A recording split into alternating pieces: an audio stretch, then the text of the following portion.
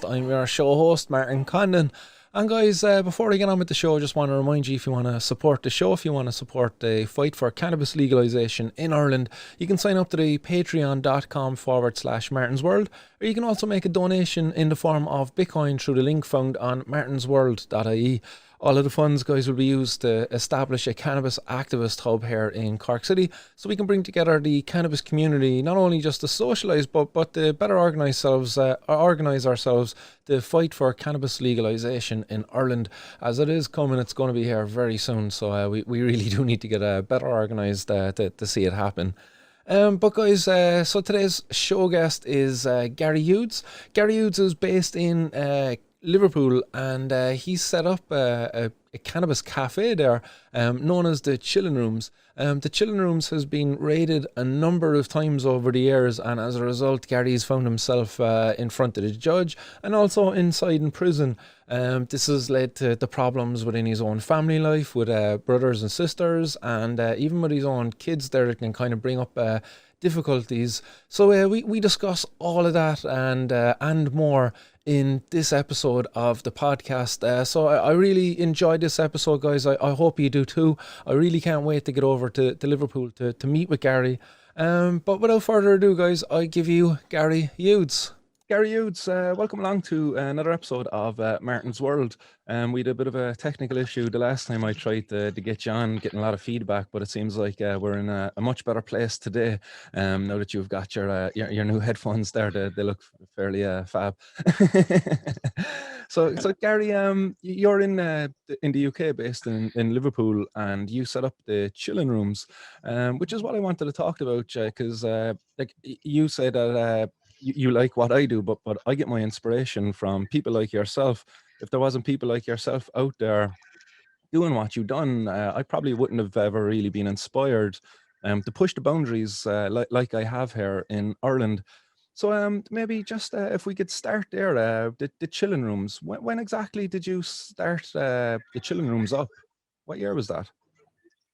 Chillin Rooms was founded in 2002 after I attended a conference called Shaping New Agenda, where it was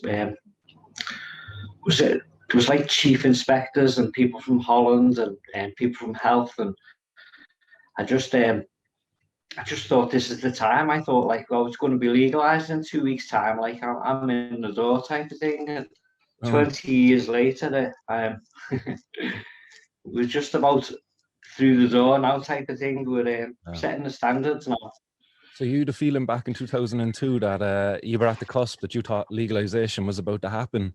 So that's why you went and set up the room. So you were out by maybe 20 years or so. You were a bit ahead of the curve. You're about 20 years. We had a home secretary, David Blunkett, and he was. It was all in the newspapers. It was going to be legalized. It was going to be a Class C.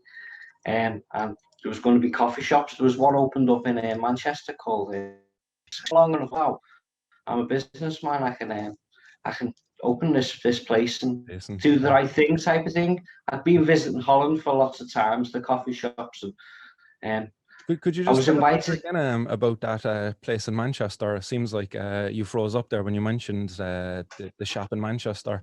What was that called again?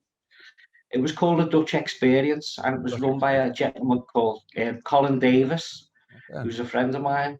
And I went up and met his community, and then I was invited to that conference, and then I just thought that this is it. And then I went to Holland and done a course, a coffee shop course with an activist called Nol Van Schaik. He sadly passed away recently. She's a great activist. Very sad, and he was very young when he passed as well. Sorry, sad. Yeah. So I went to his coffee shops in Holland and done a course for a week. Willy Wortels was his coffee shop. Yeah. Willy Wortels, yeah. So we went there. Yeah, so he was a great man. He was a great inspiration to me. So I come back and set Chillin Rooms up, and it was opened in 2004. But as soon as I was opened, I was raided again. I mean, it was like I was a number one target type of thing. There was no way the Merseyside police were going to let it happen. Like, yeah. So the first time you opened it up, was it a kind of a bring your own bud kind of affair, or was there flowers and hash available for people on site when they arrived the first time you opened? I'd be in from 2000. I learned how to grow, so it was, all my friends were like, Liverpool's got a fully established 20 years growers and that type of thing now, our network, and we're that underground, like, but lots of us have been taken out, and but at the time I was growing, and I showed all my friends, so we had it, like, for the first few months, Yeah, so I thought I'll meet new growers when I open it, which I did. brilliant. So I met all the new growers, and it just grew from there, type of thing. Every day we just got better and better. But as I say, that the raids happened shortly afterwards, so there wasn't much. We couldn't really get our community together, but every single day it got better. Like, Yeah, I suppose a raid would makes set you back. yeah, it makes you stronger, type of thing. And people were scared to go in the end. Yeah. But opened up more and more times over the years, and more raids, and I mean, And I've been on. the property that you were using, was it a rented property, or was there somebody? No. It's mine. I own it. I was a property developer. It was an outbuilding at the back of a set of shops in a rundown area of the city. There's open prostitution and crack dealers on every corner. So Lovely. we actually turned it round. We brought all the musicians in and all the free thinkers, and just people who you'd love to chill with. Like, I was honoured to meet most of them. Like, just being in the presence of the musicians and that, who brought the vibe. And you own the property so yourself, is that right? Yes. And did that Yeah, I own it. Yeah. did that bring up any problems then with the raids? Like, could the authorities try to seize the property or anything? Or did they? I had to sign a multi-million-pound property business on my name, because of the pocket laws and that. So I've been as I say, I've been in the estate for getting on for 20 years now.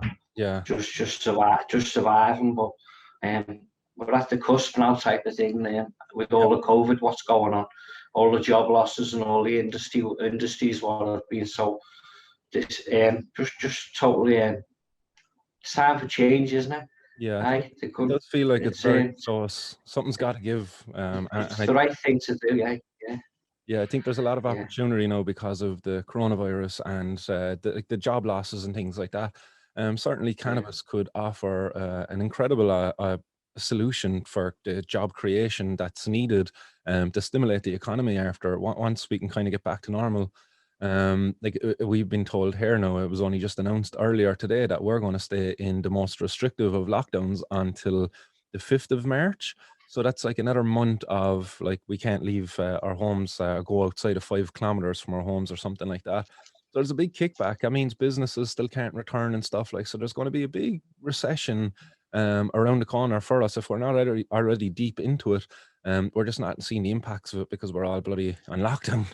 But really, once we come out of lockdown, cannabis needs to be legalized straight away so people can get growing it, get setting up their own chillin rooms, and catering to the demand of the community, because the demand is incredibly high right now. Like the police in the UK, the police in Ireland, I see them making raids day in, day out. Only just the other day, there was a massive one in the UK, in London, next to the Bank of London, I think, like a very well-to-do area, and cannabis was found, a massive factory being used to grow it down there. Geez, I'm even using the media's terminology now, a cannabis factory. Yeah, I actually covered a story from Liverpool yesterday. There was a terraced house got raided in Liverpool. I think it was yesterday or the day before. And there was over 300 plants found inside of there. And there was a 22-year-old arrested in it. Like, this is the sort of thing that, like, what you're campaigning for would do away with. Where, say, a 22-year-old is being used by a criminal gang, I'd imagine, to basically, he was there watering the houses. I don't think a 22-year-old is in a position to be setting up a facility like that. That's definitely done by somebody with a bit more power, a bit more push than them above. And I can't help but think that younger person was being maybe taken advantage of in certain respects, and only because of prohibition. So, like, if you were to be setting up in Liverpool and you had the chilling rooms, What sort of things would you like to see our growers from your growers in terms of like employment rights and things like that? Like, would you like to see young fellas being exploited in the grow rooms? I'd like it to be all of them to be safe, so they're not fire hazards. I'd like everyone to be a taxpayer, so we can all partake in this like green revolution type of thing, Yeah, where the growers are responsible, no, so they're putting a name to it. So you're as good as your last crop type of thing. So I yeah, mean, if you're putting it up onto a database where you're paying your tax and you're doing the right thing, it's a win-win for everybody. I mean, the black market in the UK, it's like £10 billion, I think. I mean, it yeah, costs huge. so much to the money what we're spending on the arrests and the court cases and the jails and the tags. I mean, we could be making twice that off the regulation and giving millions of people's jobs rather than spending on the judiciary. Yeah. So that's the position we're in now, type of thing. And it's just this is the time. Like, everyone, wake up and roll your sleeves up now. Like, It certainly this is the is. answer to it. This is the answer to everybody's problems. I've seen a case there yesterday. It was coming out of Southampton, and it was a man. He was caught last May last year, and he was caught with 53 cannabis plants, and he was also stealing electricity. Apparently, he'd bypassed the electricity or something. But he got a suspended sentence also. Like, he wasn't sent to prison. 53 plants. That's not a small amount of plants either. But he got a 2-year suspended sentence, £500 fine or something like that.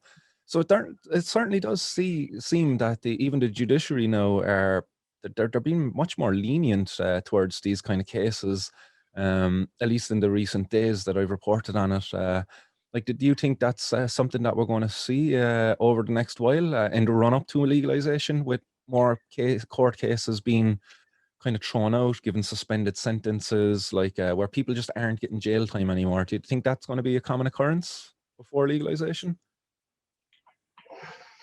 First thing we've got to do is let the flower prisoners out of jail. If we can buy it with a medical prescription, if you've got enough money now, we can't have people languishing in jail who've grown a few plants. I mean, I know it's getting better, but it's still not right, is it? Yeah, That, as to say, yeah, I would agree we've with got you to there. We get can't. these people out of jail, stop all the court cases, all the people who just there's thousands of people in Liverpool who are actually on bail now for cannabis offences, but they haven't got no court dates, Me being one of them. So You're out on bail yourself at the moment, yeah? yeah, and I'm on bail from 2018 for a raid in Chillin Rooms. For 2018, so over 2 years, you're still Yes, waiting for, jeez. yeah, yeah, And what were yeah. you caught in that raid that time? So was there cannabis and stuff taken? And there was always cannabis in there, yeah. It was always cannabis, But yeah. yeah, always, yeah, all organic. Was it much? I think there was a kilo in there that time. A kilo, okay, jeez. What would they value that at in the UK? £10,000. £10,000, okay. And it's interesting actually. And if you were in Ireland, they would value that per gram by the street price. But in the UK, it's interesting. Your judges allow the bulk prices to be introduced into the court. So if you were to sell that in a bulk, you would get £10,000. But if you were to break it up, you might get 15 or £20,000, depending on how you sell it. But your courts actually differentiate that. Our courts over here, they don't. If you got caught with a kilo, they're going to estimate the price based upon if you sold it by the gram on the street, which is like €20 a gram or something. They're saying the value is here now Yeah, at the moment. yeah. Crazy. Liverpool's £10 a gram. £10 a gram. Okay, that's about Yeah, what, 12, retail. 12 Yeah, euro or something. yeah. Like that's still better than here. People are getting ripped off big time over here because of the coronavirus. How has that affected yourselves over and the supply and everything? Has your supply been upset because of the coronavirus? There's lots of people growing now. Everyone's growing their own type of thing. I know when the first lockdown come along, the grow shops got cleaned out. So um, it's the Yeah, way people can keep their heads above water, isn't it? So they're not working for their habits. Your habit works for you, type of thing. So when any extra you can bring to the coffee shop, that's what our policy is going to be. But you're going to be paying your tax on it, and you're going to be affiliated with us. You're going to say seed to sale type of thing. So everyone can see that future, see your own future. And as I say, maybe 6 months' time, you're planning your own coffee shop, or you're opening your own coffee shop, or you're growing some cannabis for the coffee shop and one of their registered growers. It's a win-win for everybody. And I've got a Birmingham Chamber of Commerce accountants in Birmingham who are working with us. I've got people from the highest echelons of government who are, singing our song type of thing, because times are changing, and as I say, Chillin Rooms is going to set the standards for the whole industry. As far as I'm concerned, we're here now with a vision and a plan, and we're literally going to roll it out everywhere. But we're going to be running it with an app. You can download the app so you can register your coffee shop on the app. It's going to be it's the Chinese word for cannabis, the hemp symbol. We're going to be hopefully, it's going to be like the eBay for cannabis regulation, where all our clubs can register to it, and all our growers. So you can register your club with it, and we've got the accountants who do all your accountants and all the bookwork. So everything will be above board. Excellent. And it'll be a community interest company that'll give back.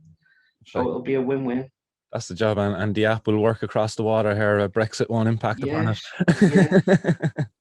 Yeah, I'd love to bring a chilling room to Cork one day, maybe, and show people, because it's a beautiful venue. It's tried and tested over thousands of days. Our model, we've got live music, and as I say, it just gives back lots to everybody. Yeah, and we don't discriminate.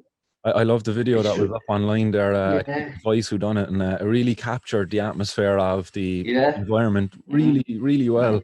Like the live music that was there. Sorry, my thing is kicking in here. I have a vaporizer going. I can hear it coming to my microphone. But the music inside of there, it was really well. It was a lot of local bands too. So it was local bands, local music, and local cannabis. Like, geez, man, what more do you really want out of a business within your community? It's a business that only caters like local produced stuff, whether it be the artistry that comes through with the musicians, or whether it be the creativeness that comes through with the cannabis growers and the products they make from the cannabis. Like, there's not many other shops out there that provide such so much local options. Like, there's not really, like, even your fruit and veg shop, you go down there, they probably have imported fruit and veg. Like, you look at the Chillin Rooms, it was all local product. So excellent. That's a real testament of what the cannabis community can do to stimulate its own local community. It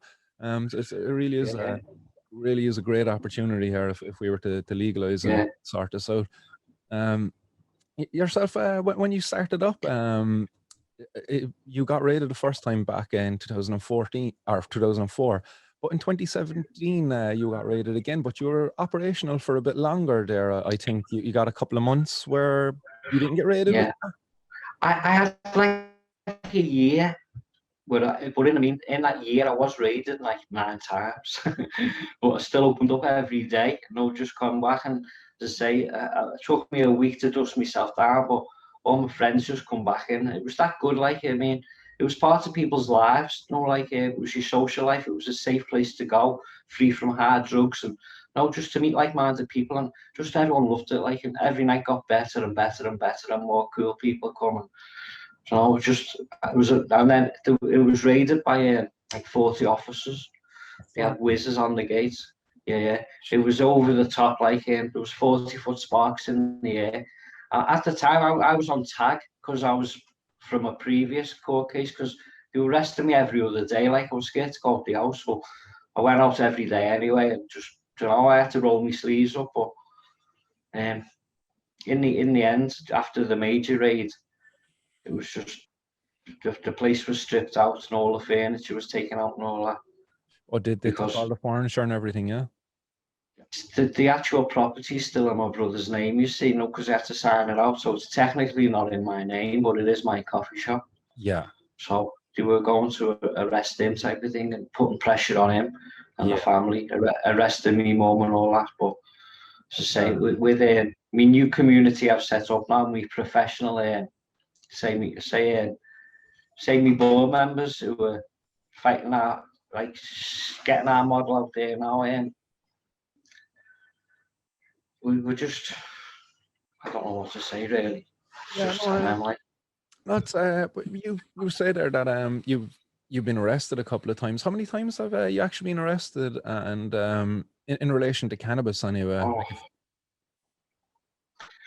I've been jailed 3 times for it. three So times. And how long have yeah, you spent in for the jail cafe. altogether?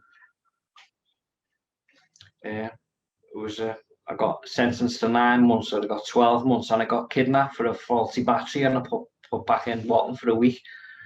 So You that got was another kidnapped for a story. faulty battery. Oh yeah, you were telling me the last time with Yeah, a tag in on your leg. yeah, Okay. yeah, So I don't know that we have that here in Ireland, but just tell me a bit about that. So they actually put a like a location device on your leg, is it? yeah. A tracking device on your leg, and I had to, when you come out of jail on the sentence, they give you a 3 month tag. So I stayed in the house, and then all police come in the middle of the night, and like barge me up the stairs, saying we're taking you. And it And was a then family birthday. I thought they were coming for like there being a fight in the pub, no, a family party. yeah, And just took me, and my son was in bed as well, fast asleep. So I had to take him and drop him off at my mum's in the middle of the night. that is And mad, man. I woke up in Walton jail in the morning. I couldn't believe it. And That I come back a week later that there was a flat battery. that is So so messed up. So that you got released with the tag because of a cannabis crime. Then is that right? Like you weren't up for yeah, murder or anything like. no, everything's all my criminal record is to do with the coffee shop activism type of thing. Yeah, he's similar I've to never, myself. Cannabis is the only thing that would really appear on my criminal record too. And yeah, it's horrible yeah, to yeah. think that, I like, mean that's going to be your CV in the future. You kind of just your CV is your criminal record type of thing. Because yeah. if you've been arrested for growing plants a few times, you're top of our list, aren't you, for one of our affiliated growers? That's unfair on the guys who haven't got caught. I was only saying that last night actually, and I don't know, I was I was in an interview with another guy, and I was saying it like, how do you prove your experience in this industry? Like, let's say tomorrow it's legalized, and I can go down the road Yeah, and I can apply for a job at fucking whatever cannabis growing place. How do I prove my experience? Like, if I was growing for the last 10 years, 20 years even, like how do I go down and prove that experience? Because like, what do I bring down photos? Oh, here's a picture of my grow. You actually have no way of proving what it is that you've been doing over the last couple of years. I suppose at least yeah. myself, I have my honors degree in herbal science, but still, I don't have any real experience that I can put down on paper and say, hey, look, there's my experience, because everything I've done with cannabis growing so far, it's been illegal, and you can't prove it. Yeah, it's killer. Well, once you bring your flowers to the table, everyone will. Yeah. There's lots of connoisseurs, isn't there? And they'll all like be talking about it and with your Yeah, name on it, type of thing. So people will build reputations really quickly, especially the good growers who yeah, your grow them with love, type of thing. Yeah, yeah, your product will speak for yeah, itself, really, whether it passes yes, yeah, quality test or not. Yeah, no, yeah. that's certainly one way of doing it. What's to be expected from yourself? So, you've the app coming up soon. When can we expect to see the launch of the app, Gary? The app is launched for 2021. It'll be there'll be lots of publicity surrounding it, and Brilliant. it's going to kick in, type of thing. So Perfect. when my shutters should be open, if the lockdown's over and we're allowed to go out, type of thing, my shutters are going to be open on April Excellent. the 20th with the app, so people can just be legit. Yeah, well, I'll be running an event here in 420 myself in Cork, but I'll certainly make a trip over on Yeah. 421 to you. I'll roll a green carpet out for you. I'll get you Savage, looked man. after well. Savage, and make sure my shoes are clean. Yeah.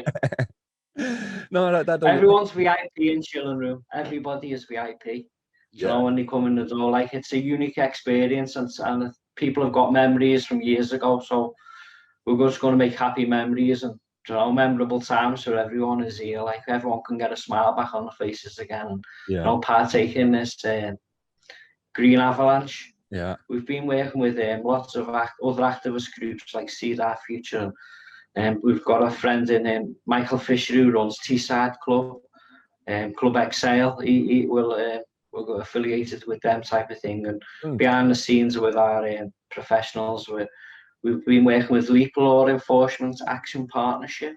Sweet. A fellow called gentleman called Neil Woods, so he's helping behind the scenes. We've been in contact with the Conservative Drug Policy Reform.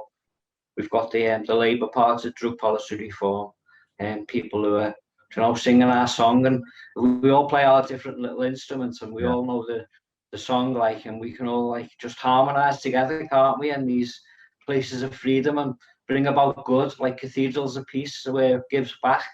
And this drug war has ravaged the communities, hasn't it? And it's this is an organic future where everyone can have a real job, a high-paying job, where we can all I think you touched off on a very be important the change. That it's drug prohibition, the drug policy that's destroying communities, and not the drugs. You know, it's always the drugs getting blamed for destroying lives and for doing this and that, but the drugs don't do it. Actually, the drug policy that sees it's people prohibition. Prohibition. Like, sees people like yourself, like you put a tag in your leg, then the cops arrive in your house like early in the morning because of a faulty battery. Then you have to bring your child to your mother's. Like, the impact that has on your child. Like, I'm not too sure how old your child is, but if they're at an age where they're impressionable at all, they're going to have a distaste for the police for taking away you, their dad. I'd imagine your kid probably looks up to your role model in their life, and then they see the cops taking them away like that. Like, in my own experience, when I got locked up, I didn't tell my kids. I kept that secret from my kids because for so long, I always, like, my kids grew up like cops target bad people. They're there to protect us, and prisoners are bad people. How do I explain to my child that, look, I was a prisoner, but I'm not a bad person. I'm just getting caught up in this kind of ludicrous law. Like, that's such a hard thing to explain to my child. So I kept a secret from him, and it wasn't only until just when I ran for election here last year that when my daughter was 12, that I finally let her know, yeah, look, I was in prison for a couple of days because of cannabis. It's a tough one to deal with, like, but yourself, what's your own experience in that? Like, would you be of the same view? Was your child impressionable, or are they too young to have understood what was going on? My son's been terrorized all his life. He was visiting me when he was 2 years of age in jail with his mum, bringing him in. I mean, I could tell you stories and stories just about this, what they've done to him over the years. I mean, and how can I teach my son to respect authority when they've seen what they've done to me? Yeah. I'll tell you a little story. I've told you about the one where when they took me in the middle of the night for the tag. Another time they come, well, this was only last year, 2018. He took his birthday present, which was a computer. Now that was his life, so they took his computer, like, and Jeez, man. Like a desktop computer, like, or as a PlayStation. yeah, his work computer is life. His life. It was his community. It was his everything with his friends. I mean, it was everything, and he took it. So when I come home, he was screaming at the top of his voice. When he let me out the police station, he was screaming at the top of his voice, "Why have you took my computer, Dad? It's nothing to do with me. Your cannabis," type of thing. I know I felt so guilty because I didn't have the money to replace it. My house was all like trashed, and, you know, doors kicked in, and, you know, he just like that. Jesus, I'm getting goosebumps now because it's just the feelings I'm kind of relating to what that must have been like with yourself. Like, I'll tell you another quick story. I'll tell you another quick story. What happened one day? Quickly, I had a cannabis fine because I'd been caught with cannabis in my pocket. Just walking home one day. Driving home one day. So I just thought, you know what? It's easier just to take a cannabis fine now on the street because, and then I didn't have the money to pay it at the time. It was only £130, I think. okay. So I just put it at the back of my mind and thought, you know what? They've had enough off me. They've took tens of thousands off pockets off me. I don't know legal money. So I thought, I'm not going to pay it. So 6 months down the line, there was a knock on the door, this bailiff. And at the time, it was a Friday night. I'd been working all week. And there was a major flood in my kitchen. My toilet upstairs, it was leaking. So I just got in. And And I just chased these bailiffs anyway for this fine. So the next thing, I'm sitting there, I built myself a joint. I was wringing the floor out, no squeeze. I'd filled about 6 mop buckets. And it was like just police just ran in my house with these bailiffs. Now it was in November and it was cold, so like I was smoking cannabis in my kitchen. That's where I was smoking. Yeah. So I didn't want them to come and take me cannabis off the table. So I'm like, get out my house, get out my house. So after 2 hours of bullying me, he went upstairs and took my mortgage money, which was £360. So my son was there. I said, son, I'm saying to this policeman, how can I expect him to respect you, authority, when you're taking my mortgage money now? You're going to leave me short because you're taking me money. And this was in front of my son, like, so I was £5 short, and he was saying, phone your brother up and get the £5. Now my brother wouldn't speak to me because of my activism, and he's been raided and he took his computers. So he was saying, phone your friend for this £5. So I actually phoned my friend up and said, listen, there's 3 police officers in my house. Will you please come round with £5 for me so we can give them it to get them out my house? So we come round and he's like, what's going on? What's going on? I said, with the £5 to make the rest of the final. And he was saying to me, have you got a penny jar you can count to give me the £5? So we took my friend 3/4 of an hour. So it was like they come for 3 hours, they terrorised me till they got £365 off me. And how many people were there in terms of you, the bailiff and police? 2 police officers and the bailiff, but I think the bailiff was a police officer as well. Yeah, you all have the same boots on and that. So if they were at your house for 3 hours, you can imagine an hour maybe before the operation, an hour after, so 5 hours. Yeah. Like, how much do you think that cost? Services over there. Do you think the £300 covered the cost of their wages for those hours? Oh, it was just bullies. They come and just really bullied me, like terrorised me that night, and terrorised my son as well, because I left the front door open because I didn't want them coming in my kitchen taking me cannabis off the table as well. Yeah. So they come and took me mortgage money. That was just one night. Jeez. And how old is your son, if you don't mind me asking? My son is 16 years of age now. 16 now, okay. Yeah, my oldest daughter now is 13, so she can understand it a bit more.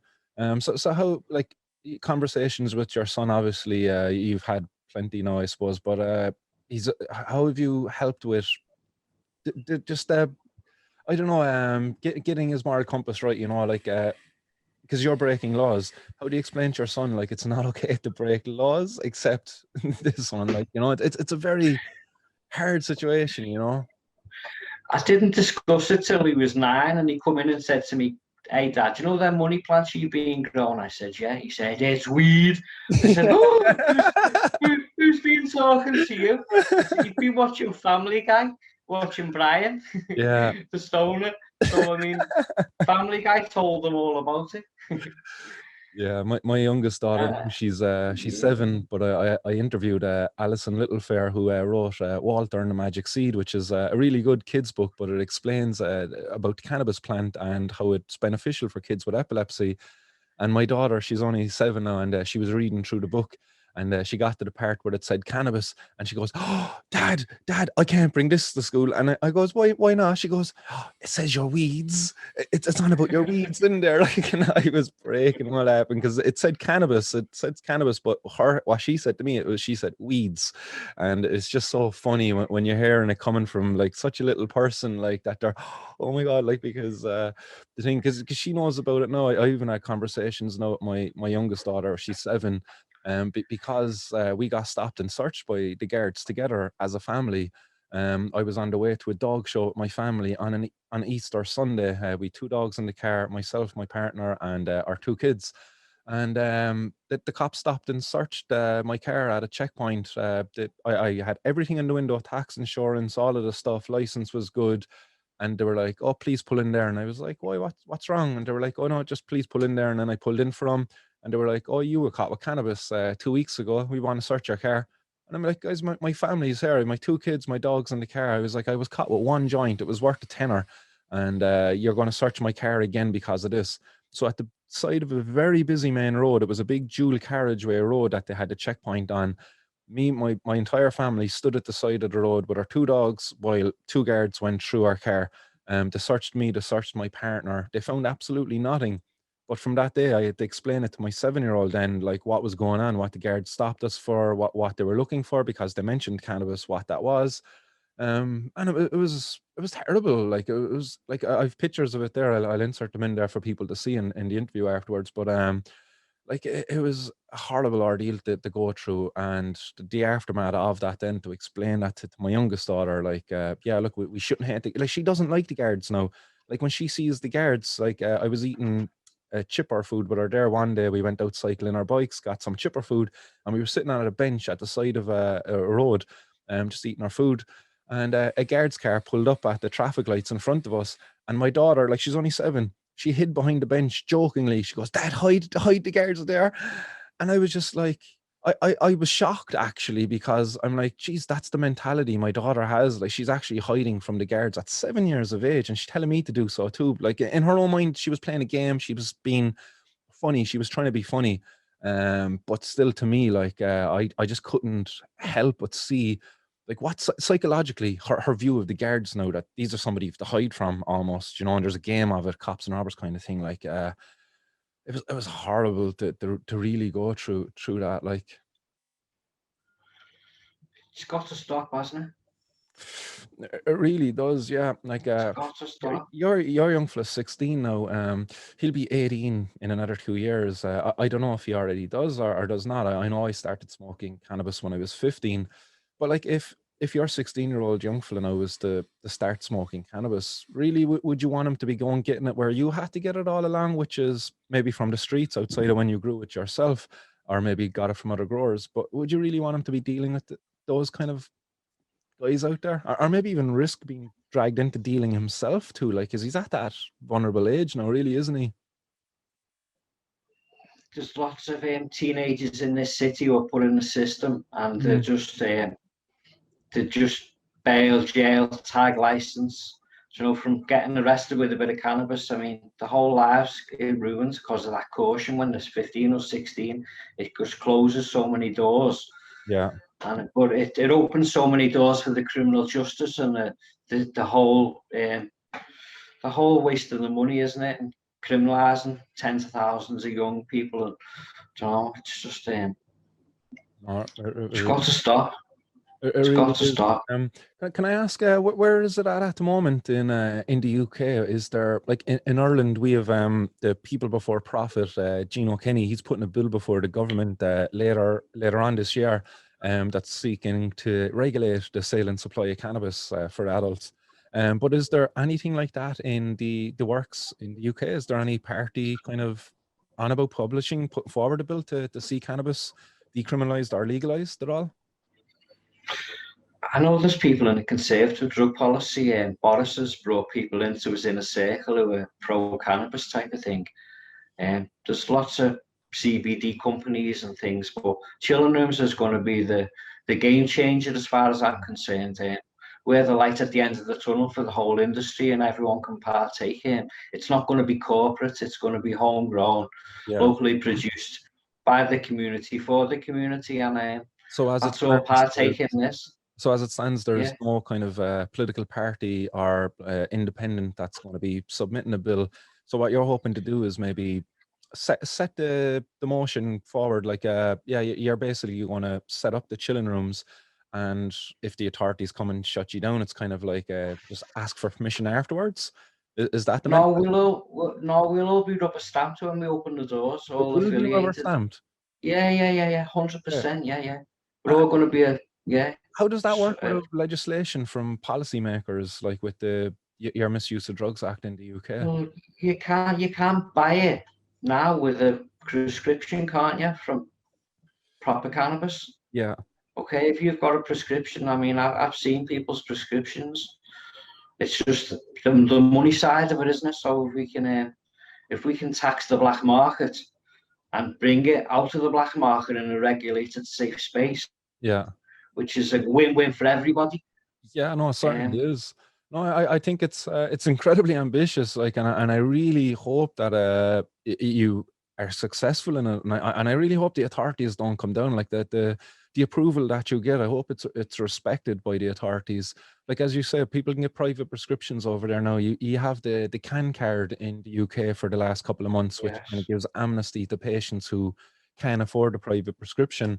So yeah, like I definitely think you're at the right time. Like, you know, you've tried before, you've tried again, and maybe third time lucky. If, like, let's say this is third time lucky, and you keep on going, and no bumps in the road for you. And that I get to go over there on the 21st and smoke a big fatty with you. These are the times where we're all going to partake in it. Yeah. After the COVID, like this is the time. Certainly. Do you have any message for anybody out there who, I don't know, who might want to do something similar to yourself, set up their own chilling rooms? Like, should they get in touch with you, or should they just drive on? Just get your brand name ready. Tell all your friends. Find your premises. Make sure times it times 3, because it's going to be really popular. So don't think of a little place. Think of like 200 or 300 people. And if you want to use my Chillin Rooms model, like, you're welcome to. But you can use the app to just put your club on. As I say, it's the Chinese symbol. So it's just going to be we're all going to partake in under this. And the app launches on 420. Is that going to be the day you open the door of Chillin? 420, yeah. Do you intend to open the Chillin Rooms? Well, it's ready to open. It's ready. Oh, you're just waiting on the restrictions, you're saying, yeah? Just the restrictions, yeah. The premises is ready to go, like, but you're going to have to be a member with invite only type of thing. It's not going to be out there. You're going to have to be invited. But it's going to be the must have cannabis download for 2021. Yeah, certainly. Yeah, definitely. If you do open the doors beforehand, definitely get in touch with me. Give me a heads up before you do it. Once the restrictions, because I'll hop on the first ferry across and come visit you before 420 because epic stuff. Like, really, I can't wait to see what's coming. Gary, it's been an absolute pleasure to sit and chat with you this morning. Do you have any closing points you want to get out there to the people? Because I will have you back on in future anyway as well. Just to let you know. I think you're doing an amazing job yourself, getting the word out there. Like, and if we can help, as I say, we're all part of this orchestra now. You play that instrument, and I play this instrument, and we all know the song, and we can all harmonise with each other. And before you know it, everyone will be singing our song with all their own little unique little places. Yeah. Just partaking in. That's it. Yeah, just everybody roll your sleeves up and get your name and your brand out there, and we can all work together, all of us. Because, as I say, it's not just about me. It's about everybody. This is the whole industry. What's just gonna open the doors now for everyone. So get ready. Do the Chillin Rooms have social media presence at all? Are they present on any social media? Yeah. We'll have everything in place by then. Just we've been underground, but we will be launching with media, and we've got professionals in who are going to sort out. So just behind the scenes. If people want to find yourself or follow your own story, where would be the best place to find you? Where are you most active yourself on social media? I'm not really active. No. You're helping me. Yeah. It was tough to find you, actually, to be honest. Yeah. Well, Gary, thanks very much. It's been an absolute pleasure. I really can't wait to hear when the doors are being opened and to get over there and meet you in person and get to share that big spliff and have a proper conversation face to face, because man, I as good as technology is, and I'm delighted to be able to communicate with you across like this. Yeah. It does take away a certain bit of connection, a certain aspect of the conversation that I really miss having with people. So I can't wait to get over there and meet you in person. And until then, stay blessed, Gary. And you, peace and love. Thanks for everything. And there you have it, everyone. I hope you enjoyed that episode as much as I enjoyed doing it. It was a real pleasure to speak with Gary Youds, and thanks again, Gary, for taking the time to come on the Martin's World podcast and share your story with the audience out there. Guys, if you're all inspired about what Gary's doing, definitely look into establishing your own little cannabis club like that. Again, I'm aiming to establish a cannabis activist hub, but again, establish a cannabis community for yourself, so you can just come together, meet and socialise, create a safe spot and a nice social hub, And that in itself will be, that'll be very beneficial for the fight for cannabis legalisation when it comes to it. So, guys, thanks very much for tuning in to the episode of the podcast. Just to remind you before you go, if you want to support the show, support the fight for cannabis legalisation in Ireland, support the need for the cannabis hub that I want to establish, then you can make a donation in the form of Bitcoin to martinsworld.ie, or you can also sign up to the patreon.com/martinsworld. And all of the funds there will be used to establish that activist hub, much like Gary's Chillin Rooms, but with a bit more action off the back of it. So thanks again, guys, and stay blazed out there. Keep it lit. Peace.